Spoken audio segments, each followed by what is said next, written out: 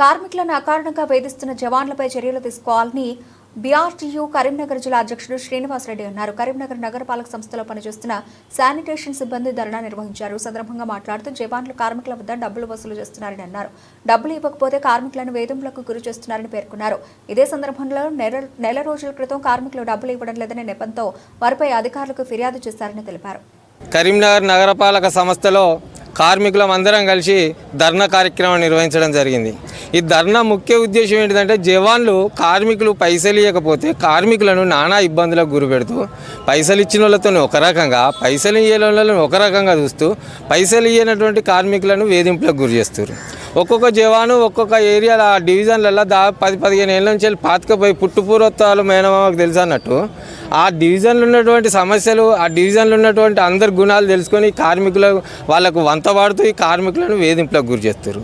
వాళ్ళని వెంటనే అక్కడికి వెళ్ళి ట్రాన్స్ఫర్ చేయాలి, వాళ్ళకు స్థానచలనం కల్పించాలి జవాన్లకు ఫస్ట్ ఉద్దేశం. రెండవది, ఈ జవాన్ అనేటైనా నందు జవాన్ అనేటైనా తెల్లందాకా దాదాపు 5-6 చేసే పనిని 2-3 చేయిస్తూ వాళ్ళని ఒక 5-6 నెలల నుంచి నానా ఇబ్బందులకు గురి పెడుతుండు. వాళ్ళని అరాచకంగా అంటే వాళ్ళ ఆరోగ్యాలు ఖరాబ్ అయ్యే విధంగా వాళ్ళు అయ్యా మేము చేయలేమని చెప్పేసి ఒక మాట అన్నందుకు మా మీదకే మరవాడతారా అని చెప్పేసి ఈ స్వామి సారు, ఇన్స్పెక్టర్ వై శ్రీనివాసు, ఈ నందు సారు, ఈ ముగ్గురు కలిసి ఈ ముగ్గురు కార్మికులను నెల రోజుల కింద తీసేసారు. ఎవరికి చెప్పుకుంటారో చెప్పుకోపోర్రి, మీరు ఏం చెప్తారో చేసుకోపోర్రి, మేము చెప్పినట్టే వినాలే. ప్రొద్దున రాత్రి 10 గంటలకు డ్యూటీకి ఎక్కితే ప్రొద్దున 8 గంటల దాకా డ్యూటీ చేయించుకుంటారు అన్యాయంగా. అది అయినా మేము అడగలే, ఎందుకంటే కార్మికులం కష్టపడేందుకే వచ్చినాం, పని చేయాలనే ఉద్దేశంతో 2 గంటలు ఎక్కువైనా పని చేస్తూ ఉన్నాం. అయినా కూడా కక్ష కట్టి మేము ఇంటికి పోయినాక మా మీద తప్పుడు ఆరోపణలు చేసి మరి రాసి కమిషనర్ గారికి ఇచ్చి ఈ స్వామి సార్ గిట్ట వీళ్ళు నాటకాలు ఆడి వాళ్ళని పల్లెకెళ్ళి తొలగించారు.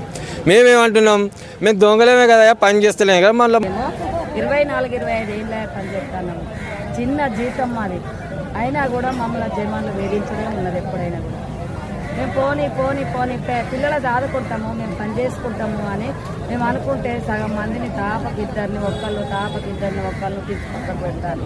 ఏమంటే నువ్వు పని చేస్తలేవంటాను, మేము దేవుడా రాములా అని గడియారం కాడికి కైకిలింటికి పోవడానికి డైలీ కూలికి మేము మున్సిపల్ చేస్తున్నాము. మున్సిపల్ చేస్తే మున్సిపాలిటీకి ప్రతి సంవత్సరం 2వ అవార్డు లక్షల కోట్ల మేము పనిచేస్తున్నాం. అత్త ఒక్క ఏ వాడకు కూడా ఒక్క వ్యక్తికి డెంగ్యూ జ్వరం లేదు, కరోనా లేదు, ఏది లేదు కరీంనగర్లో. మేము కరోనా అప్పుడు మస్తు పని చేసినాం మేము, అయినా కూడా మాకు ఎప్పుడు కూడా మమ్మల్ని సహకరిస్తలేరు, అధికారులు సహకరిస్తలేరు, మమ్మల్ని జమాన్లు కూడా సహకరిస్తలేరు. మరి చేస్తాను లేబర్ పాపం మంచిగా చేస్తాను, మరి వాళ్ళను మంచిగా చూసుకోవాలన్న ముచ్చటే లేదు. ఓడుతూ హాడుతూ ఏందే బీందే ఆడోళ్ళు వన్ సైడ్ పోతే కూడా ఎంతసేపు పోతావమ్మా, ఎన్ని గంటలు పోతావమ్మా, ఎంత దూరం పోయినావమ్మా, ఏడ కూర్చున్నావమ్మా అని జమాన్లు అంటారు.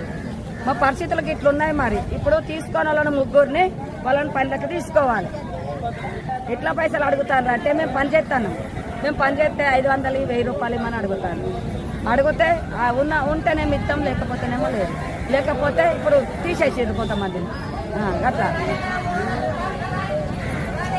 మేము ఇప్పుడు 24 ఏళ్ళు 26 ఏళ్ళు నేను చేస్తున్న పని, కానీ ఎక్కడ జమాన్ దగ్గర రిమార్కు రాలే, మేము చేసే అక్కడ రిమార్కు రాలే. వేరే ఆడళ్ళల్లా మరీ జమాన్లు బాగా గోసపెట్టుకుంటాను. జమాన్లు గోసపెట్టుకున్నాడు, ఏమన్నా అంటే తిట్టుడు, ఏందే అనడు, రాయ అనడు, పోయా అనడు, ఇష్టం ఉన్నట్టు మాట్లాడు. మేము కరీంనగర్లో చేస్తాం కార్పొరేషన్, ఎక్కడ కూడా మేము ఇట్లా చేస్తాం. మా చిన్న జీతం అయినా కూడా మేము మస్తు పని చేస్తాం. ఎవ్వరన్నా ఒక్కలన్నా పని చెయ్యలేదు, లేబరు అనేటోళ్ళు లేనేలేదు.